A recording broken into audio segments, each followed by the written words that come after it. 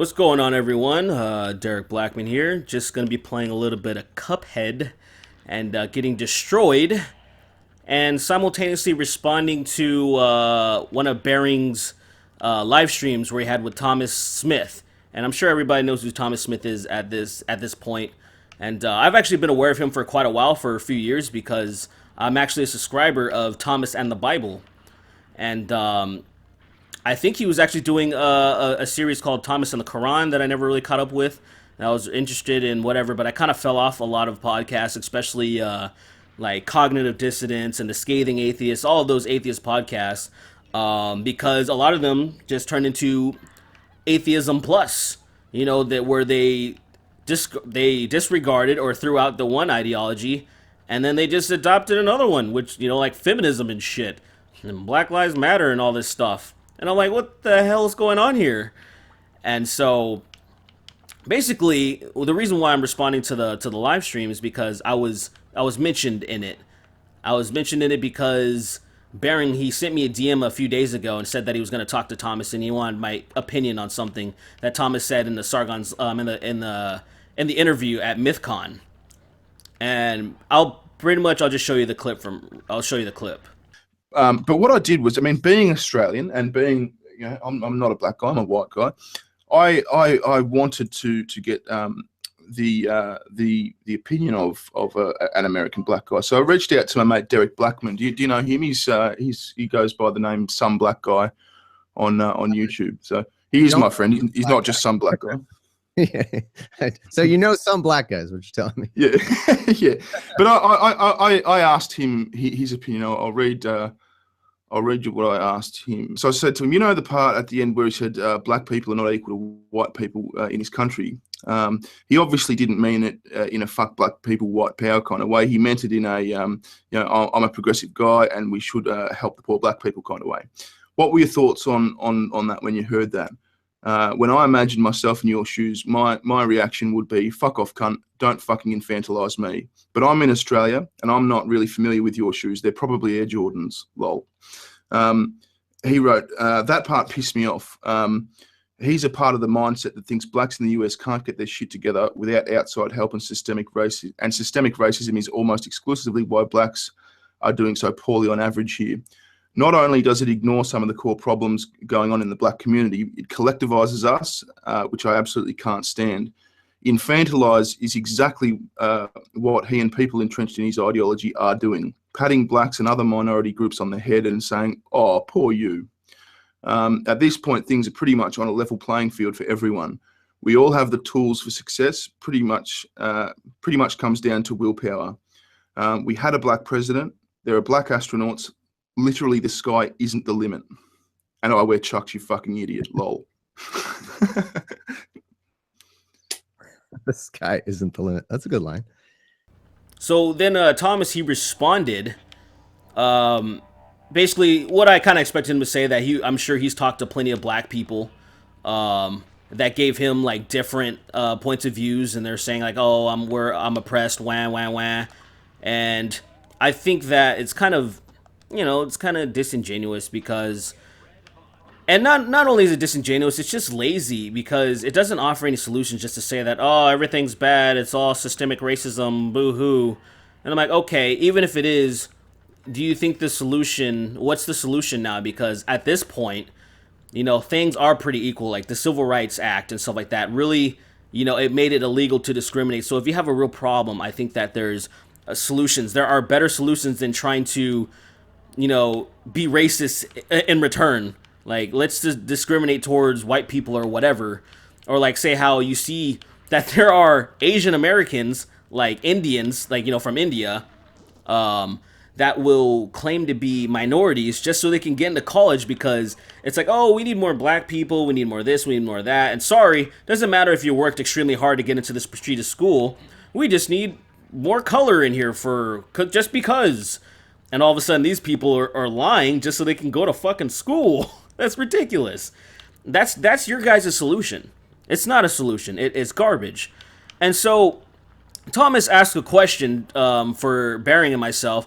We're saying that because when I said that he's infantilizing us, He responded saying, does like caring about these issues and bringing up these statistics and stuff, is that infantilizing black people? This is a long-term pattern of over policing black people and putting black men in prison. And what effect do you think that has on their families and their communities? It makes them work. There are so many ways that black people have been disenfranchised in this country, and the history drives families apart. It creates more crime and poverty. So yes, the crime rate is higher probably, but there's also overt ways that police are searching them more and are arresting them more than other people for the same crime. And it's not new. If anything, I would guess that it's probably the best that it has been. So imagine how bad it could have been when these stats weren't even being kept track of.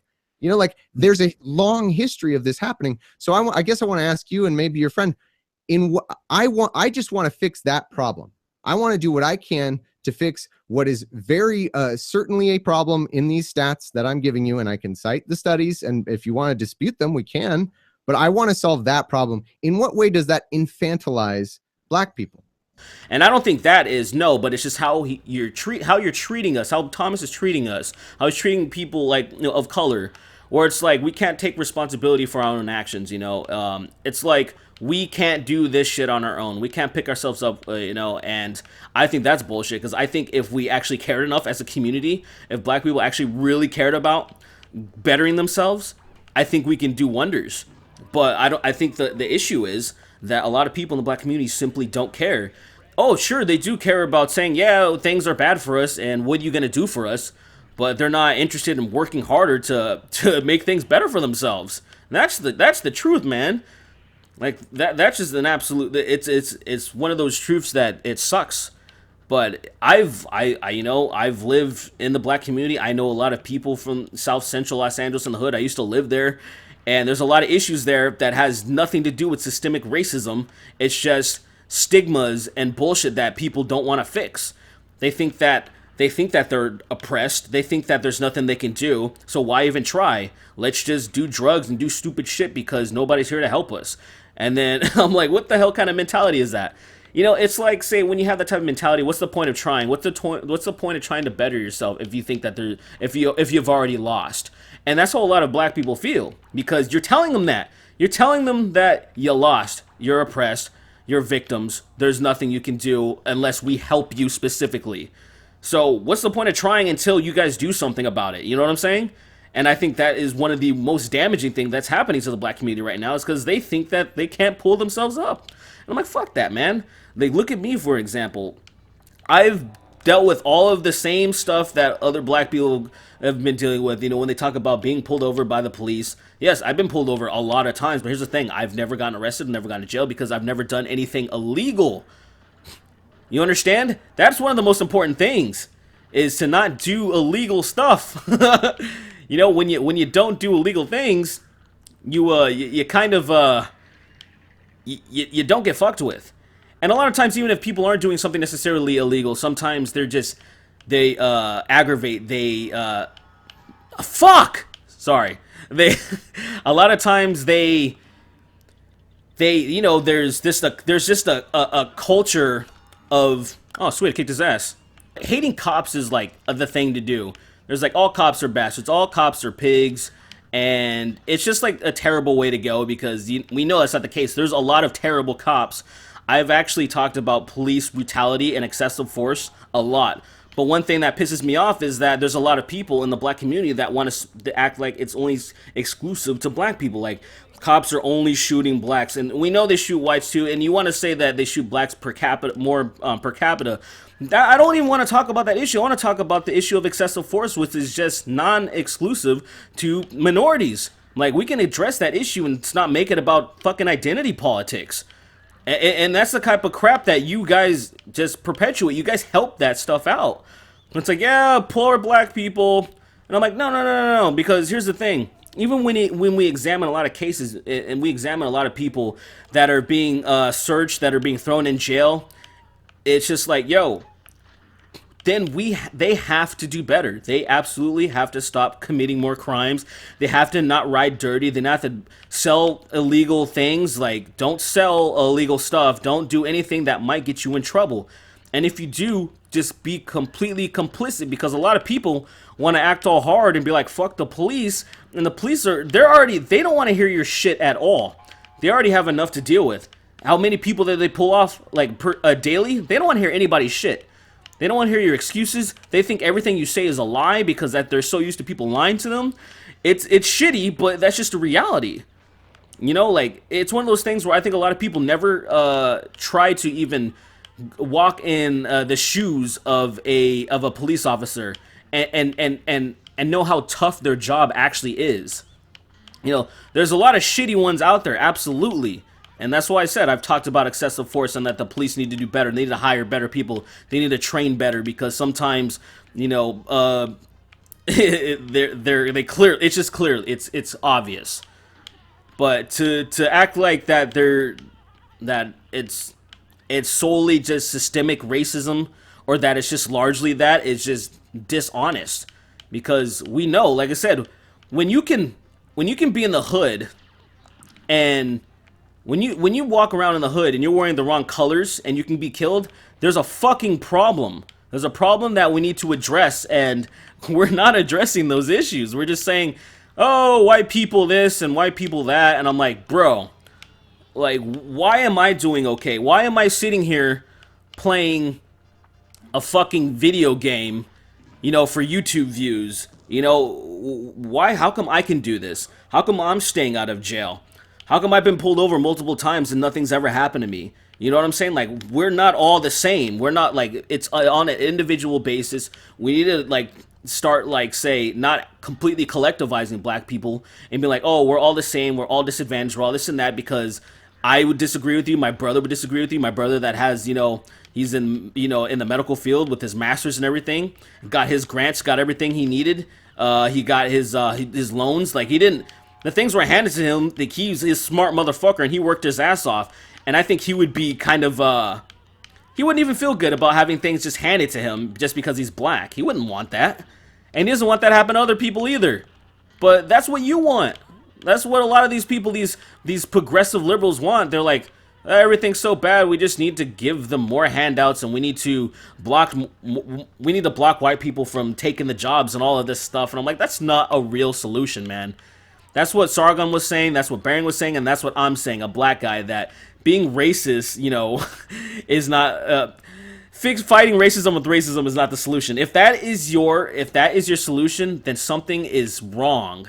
Like, your thought process is off, dude. And that's what we're getting at. Like, say, a lot of these people, why our movements are growing, why, like, say, social justice warriors and, like, anti-feminists and stuff are growing, because people are starting to realize that people are they're acting so dogmatic. You know, like I said, atheism plus became a thing, and then it traded in one ideology for another. Like, okay, screw religion, but hey, you know what? The cult of feminism, the cult of Black Lives Matter, that's some good shit, man. That's some good shit. In closing, what I really want to say is that there is no short solutions, and I think we need to discuss things more to find out, you know, to get to the core issues of things. We need to not leave anything out and then just be like, oh, it's just systemic racism. You know, it's just like, well, I think we can, you know, individuality is very important, and we need to examine the poor choices that a lot of people are making. You know what I'm saying? And we can't keep making excuses for people that make bad decisions. You know, we don't do that. We only, you know what we do that for? We do that for kids. We do that for children, because they don't know any better. And that's why I say, Thomas, why you are infantilizing black people, because you're treating them like kids, like they can't, like their destiny is not in their own hands, because it is. Now, and look at I would only say you're correct if like, say, if there were no black people doing well in America. Like, if it was only sports people and that's it, then I'd be like, okay, obviously all they can do, black people can only play sports, and that's the only way they succeed. But that's not the case. A lot of black people want to play sports, and they don't want to do any other jobs. You know what I'm saying? Because they can. I don't see that as being racist. That's people making the choice. It's just like a lot of women don't go into a lot of STEM fields because they're making the choice not to. And here's the thing. Sometimes there are, you know, there is discrimination. And sometimes somebody might have to work harder. But here's the thing. You just have to be willing to do it. You have to be willing to work harder. You may think it's not fair, but like I've said before, life isn't fair. And that's where I stand with that. You know, yeah, sometimes I wish things can be easier for everybody, but that's not the world we live in.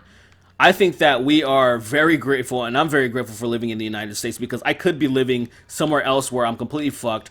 I would get no education. I wouldn't be playing CupHead and getting absolutely destroyed. You know what I'm saying? I might be struggling to get food or whatever. I think that a lot of these issues are extremely trivial. I think they're extremely trivial, and I think that we can be doing a lot better things to help a lot of other people. I think that, say, we could something that I'd like to talk about a lot, and I don't talk about it nearly enough on my channel, is Islam and helping out the women that are absolutely screwed under Sharia law. You know what I mean? Like, I think those are issues that are a hell of a lot more worthwhile, because there's a lot of those women, a lot of people would love to live over here and be given the opportunities that they don't have. Like, say, I once dated a girl with her dad that was from Nigeria and her mom that was from India. They both lived in shitty parts of their countries, and they moved to America. They immigrated here, and now they're millionaires. And they did not like me. Just putting that out there. They didn't like me because I decided not to go to college. Like, you know, I was like, fuck it, I'm not gonna go to school right away. Like, I just completed all this bullshit. I want to take a break. And they're like, you blah blah blah, education, this and that, and like they're talking about the American dream essentially. And I'm like, they understand. People like Thomas, Thomas, if you're listening to this, you don't understand, and you need to. You know, you need to really think about this stuff, man. Things aren't as bad as they appear to be in the United States. There's a lot of people that want to act like it's just the worst ever, but it's not. Things are pretty damn good. Like I said, I can play CupHead and talk shit, and essentially, like, it's, I would say things are, fuck this game, dude. God damn it.